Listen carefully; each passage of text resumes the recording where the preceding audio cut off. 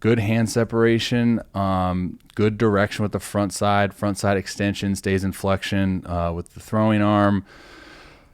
I mean, you do a good job of loading the drive leg. What I did notice was that your pull downs. Okay, let's bring this up. So in your pull downs, your drive leg is a lot more, sturdy and stable.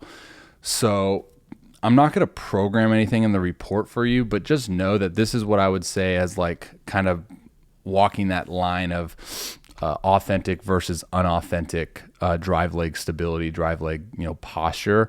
So like when we have the opportunity to slam the foot into the ground to have this external sense of like stabilization, the drive leg posture cleans up. So something that I looked for within your delivery from the pull down to the mound was like, okay, well, when we do have that external sense of stability and that unauthentic kind of stability of the drive leg, and that's not to say your drive leg loading pattern on the mound is poor, but what I looked for was like, okay, well, since he has the ability to stabilize and hold that drive leg posture for a longer duration of time in his pull downs and his long toss, does that clean up his arm action, right?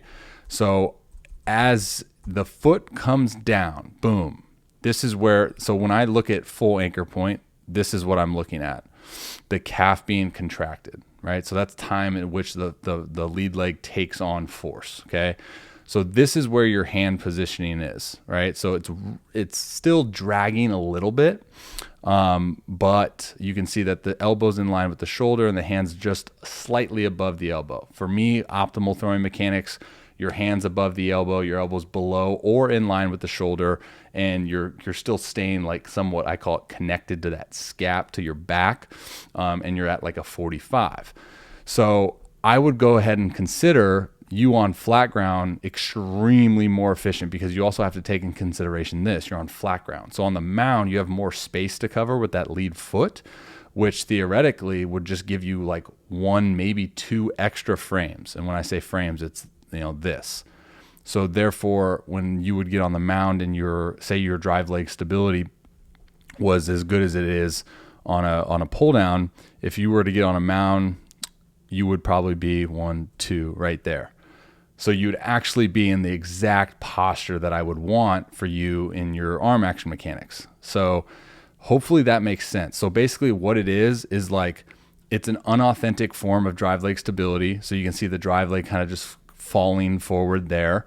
And now when you do come down to front foot strike on the mound, you can see that your hand is below your elbow and you're dragging, right? So which is what is going to limit your amount of arm speed. It's going to limit it's going to essentially, there's going to be a breakdown of like the energy being received by the upper body, because you can see like you do a great job of segmentation, your hip rotation. I know you mentioned in the PDF you had a little bit tardy hip rotation. We'll touch on that in a bit.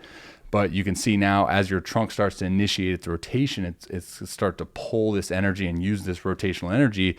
You can see that your hand it's not there, right? Or it's obviously it's there, but it's not in that optimal position to receive that energy from the block coming up. So now it's dragging and you're going to come into a little bit of forearm fly out.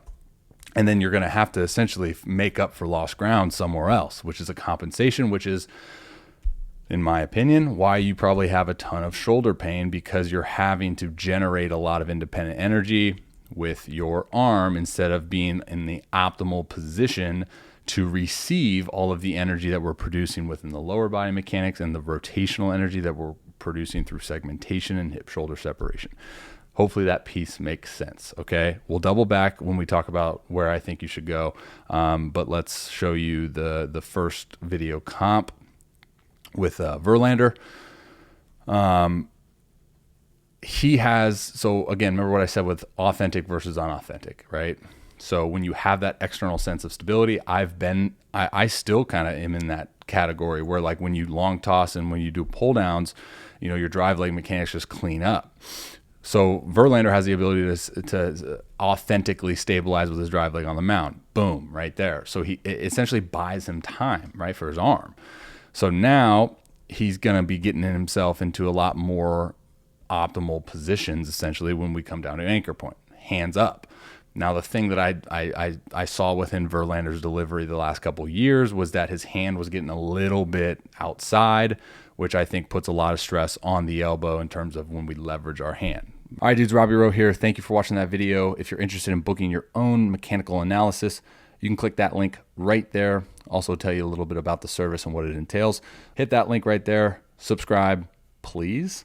You can also check out that video right there, which is related to the video that you just watched if you want to get some more context on that. All right, guys. Much love. God bless. Till next time. See ya. Strike three! You're out!